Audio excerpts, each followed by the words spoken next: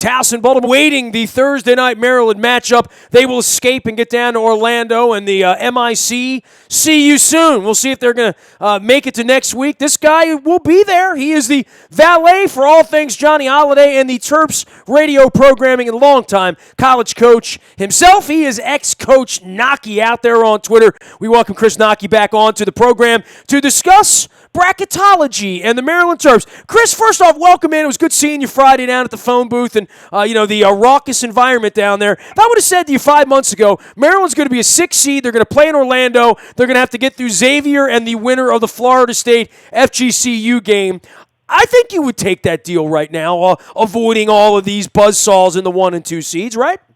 In a New York minute. Yeah, absolutely. And tell you what, Nestor, it's amazing. When the selection show was going on, and of course Maryland was basically the last team shown in the last matchup.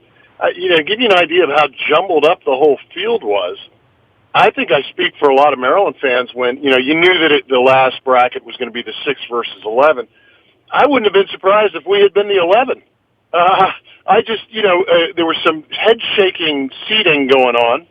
And, Wisconsin getting an 8 was really alarming to me when I first saw that. I don't know how you can't be alarming if you follow the league and watch the games. How could they be the 8? How's that? Who the hell's doing the seeding, right? Yeah, well, I guess at the end of the day, they got penalized for their out-of-conference schedule. And on the other hand, too, you got to look at why the Terps were rewarded with a 6. And I think a big part of that was, there were 2 parts. They played well on the road. Great road record. They did a really nice job away from home, particularly in conference play. The other part is they had 2 wins against the Big 12, and the Big 12 had the highest RPI of any of the conferences, even higher than the ACC. So I think that's why you end up with a 6 seed, although I know there was a lot of hand-wringing going on after the loss to Northwestern at Verizon Center. Coach, we'll get to Maryland in a minute. I want to talk about the Big Ten in totality and what we witnessed over the weekend in D.C. We might not see that for a long, long time. And Maryland playing that kind of a game with beer involved at 9 o'clock on a Friday night in D.C. on a decent weather night. I was sitting 10 feet away from you. I was next to the Wiz for the first half of the game. He left me. He and I are going to have some words later on in the week. It's a good thing he's as big as he is.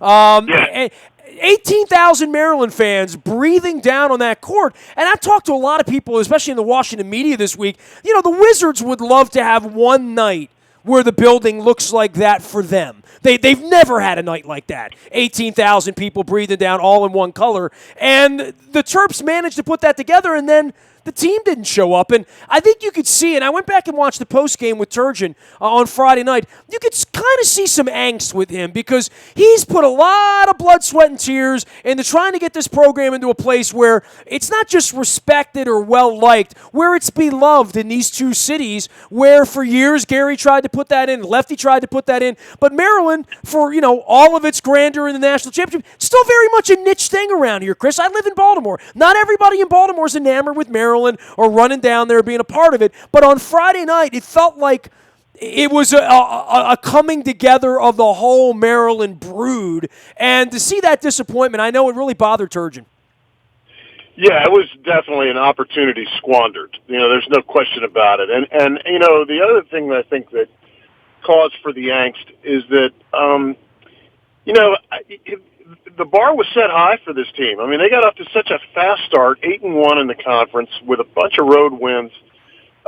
It's 2 things. It's, first of all, that's hard to sustain. Of course, there were lulls for every team in the conference this year. At some point in time, every team hit the skids for a little bit. But the other thing is that you just, you have to demand, you have to continually demand that, hey, I know what the best is that you got. And he didn't get it. And that's got to be a source of concern, consternation, angst, whatever, fill in the blank, whatever you think. So I know he was really frustrated. I thought, too, he was probably frustrated. There was kind of a complete loss of composure by his team over the course of the last 10 minutes. They had Northwestern reeling. They were on the ropes, 10-point game, second half, and had them right where they wanted them. And then they played a very Maryland 10-minute stretch or so, and they completely lost the game in that point in time. And you can. This is a really prolonged autopsy.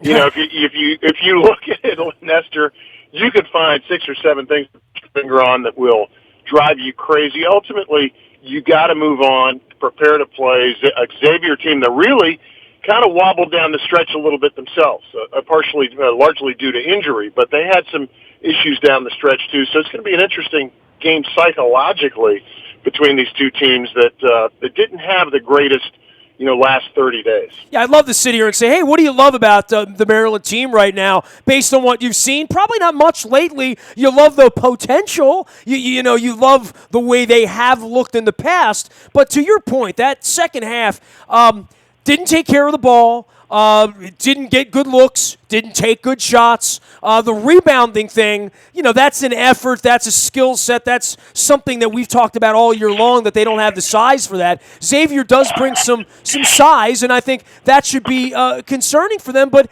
I also go into this weekend, and I know you're flying down to Orlando.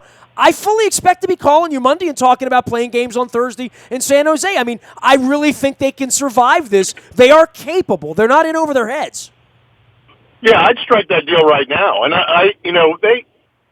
they've proven that they can compete with anybody. I think they've won 24 games. And as you said, just at the top here, Nestor, if somebody had told you that this team that was picked 8th, 9th, 10th in the league, would end up as a 6th seed, we would be doing cartwheels. But because of the events of the last couple of weeks, people are concerned about the team going in there. There is a lot I like about this team still. In spite of the issues that you mentioned in the game against Northwestern, the bench is going to play a hell of a lot better this week, knock on wood, that they did against Northwestern. That was a huge part of that game. Got to be better rebounding effort. And I think there will be. I just think it's a nice, fresh, new opportunity, and you're away from home, which seems to benefit this team pretty well right now. Yeah, they like the road, right? And this is going to be a very quiet gym down in Orlando, right? I mean, Xavier's not bringing 15,000 with them. Maryland's going to bring some people now. Of all the places they could have wound up, dude, they could have been in Buffalo, a snowstorm and Buffalo this week, right? We were looking straight in the eyes of Buffalo or Milwaukee, and we end up in Orlando as a 6th seed. I would say there's a reason to party. Well, and there's been a lot of years in the past where there's hand-wringing or angst. This is a year we need to look back on and say, they had an opportunity there. And what they're going to do with that remains to be seen. We talked so much about the ACC, Chris, and leaving the ACC and, sort of that all the angst around that, and maybe trying to get a Duke matchup or whatever. I'm far happier seeing Florida State on Saturday than Duke if it comes down to that. Yeah, no question. And it's funny, 30 days ago, there were a lot of people talking about Florida State like they were a Final Four team. But much like a lot of other teams in college basketball, they struggle a little bit down the stretch. They've got some young guys playing critical roles, and I'd be happy to address that game if it came down to it, Nestor. But I know that there are basketball gods. I do not want to offend the basketball gods by talking about either Florida State or Florida Gulf Coast.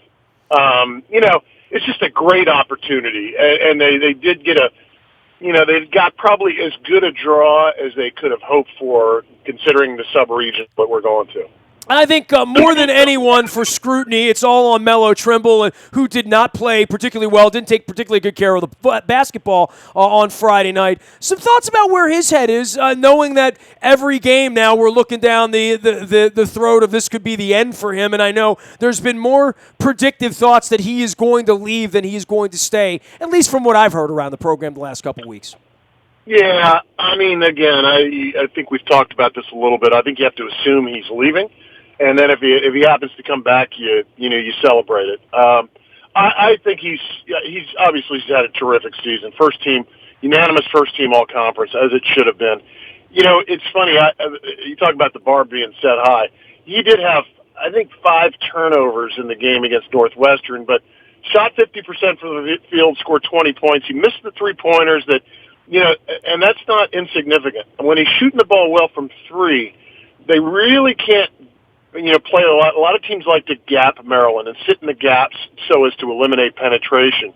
And if Maryland is really hitting the three well, and it's hard to do that. And they didn't really fill it up against Northwestern. Northwestern was basically able to make sure that penetration was limited. And but I mean, I root hard as hell for the kid, and he's meant so much for the program. I mean, he's like an all-timer. And even if he just played 3 years, jersey's still going in the rafters, and it's been a pleasure every day watching him play. You talk about him hitting the threes and where the confidence level is. I like to see him get to the free throw line a little bit. I mean, if they're going to extend this tournament into next week, I like seeing that penetration. I like, and it feels like that was a big part of the game 2 years ago, where they had Des Wells, some other guys around. It doesn't feel like that's part of his game right now. Yeah, but I got to tell you, since you brought it up, for a guy who's really one of the poster boys of the conference, he gets no love from officials. I mean, I thought early on in the game against Northwestern, and maybe it was just that the officials let him play that much. I don't think that was the case. It boggles my mind how infrequently he gets calls when he goes to the basket. And he got those calls 2 years ago. There were a bunch of coaches that complained at the end of the year because he does that the head feint thing, that they all hated. He doesn't even do that anymore, but he does create contact all the time and very rarely gets rewarded. And I find it to be really frustrating. He is ex-coach Naki out on Twitter. You can follow Chris Naki, former college basketball player and coach, and currently the valet and color man for the great Johnny Holiday on the Terps radio broadcast. He's going down to Orlando and following the Terps along. Last thing for you, these contributions from other players, because we talk about Melo, then we talk about everybody else. Herter certainly did some good things the other night. I thought the adjustment to the big building for Jackson, especially the looks he was getting at the basket. You and I were down on the floor as well. It's a different vibe in that building, in the bigger building, in the NBA building, than it feels in the Comcast Center. Yeah, but that's just kind of an excuse, I mean, I think, and Justin would be the first guy to tell you, he's got to play better. And part of it has to be with being more aggressive. He didn't really, I thought Herter was hunting for his shot from the start the other night when we played. And I think Justin was a little too passive offensively. Didn't get to the free throw line. If you're a big guy, and he plays a four-man for them, so he's a power forward, technically speaking. If you're struggling to score or struggling to make shots, a couple of great ways to get out of the funk is to either get yourself to the foul line or get a couple offensive rebounds where you're getting stickbacks. It's important to start to see the ball go through the hoop a little bit, and he didn't either. And the bigs have to contribute a heck of a lot more. The guys who played the 4 and the 5 positions against Northwestern scored a grand total of 12 points, and you're not going to win. Certainly, they're not going to beat Xavier if they score 12 points in Orlando. How many years you been doing this now with Johnny on the radio? 17. Have you ever seen or heard, what we saw on Friday night, or am I being over dramatic? Because I certainly haven't experienced. And look, I've been with Maryland on the road for all sorts of tournaments and this and that, and you go up to Rutgers and there's the nice little Maryland contingent up there. But outside of their own building, that was really a fascinating scene. I think Gary would have loved to have had those old BB&T games look like that some of the time, but that's just not the way November and December basketball looks. It felt very much like March basketball in D.C. Friday night. Well, I remember on a December weekend, usually competing with the Ravens and the Redskins, so that never happens. It was outstanding, and one of the reasons why I think you feel the way, and I feel the same way, is normally you go down there, you go into a pro event, whether it's Caps or the Wizards, and specifically if you go down there for a basketball game, a Wizards game, in spite of how well they're playing right now, and they're on a heck of a roll themselves. It's a pro arena where they play 40 of those games in the regular season, and it sort of lends itself to being sort of an antiseptic, atmosphere. It's just bland and quiet and lacks the color that you get with a college basketball game. So you had the best of both worlds. You had a cool pro arena with a great college vibe, and it was certainly a magical night against Northwestern. It's a shame the result wasn't any good. Yeah, I was going to say it was memorable is the way I would put it. I think 10 years from now, you'll look back and say, man, remember how crazy the crowd was that night and how bad they played? And then do you remember how they went down to Orlando and took a couple of games and went to the final? Oh, I got to write the rest of that next week, all right? So hopefully we're writing that. Hey, skip this storm. Get on down there. Get them ready to play on Thursday night. We'll be watching at 6:50 and listening as well. Xavier first up, and then if things go the right way, Florida State and FG see you on Saturday. And hopefully I see you soon, as Mickey Mouse would say, and hopefully I'll see you on the road to San Jose next week as well. Excellent. I love that. Thanks, Nestor. You got it, Chris Nocky. He is ex-coach Nocky out on Twitter and the valet for the great Johnny Holiday and color commentator for all things Terps Radio, along with Walt Williams, who we're going to grab later on in the week as well. You can grab me, Nasty, at WNST.net. I'm on Twitter, Facebook, LinkedIn, Snapchat, Instagram, streaming live right here in high definition. Out on Facebook Live as well as our YouTube WNSTV channel. Our morning newspaper ships to your email inbox each and every morning at 7 a.m. That's all brought to you by Planet Fitness and PlanetFitness.com. You'll never be left out in the cold on that, even on a snowy day.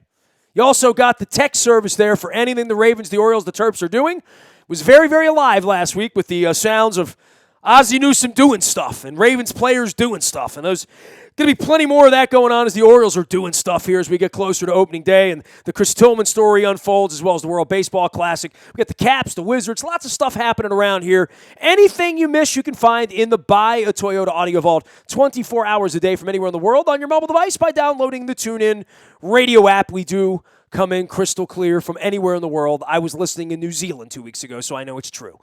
We are WNST.net, AM 1570 and WNST Towson, Baltimore, and we never stop talking Baltimore sports.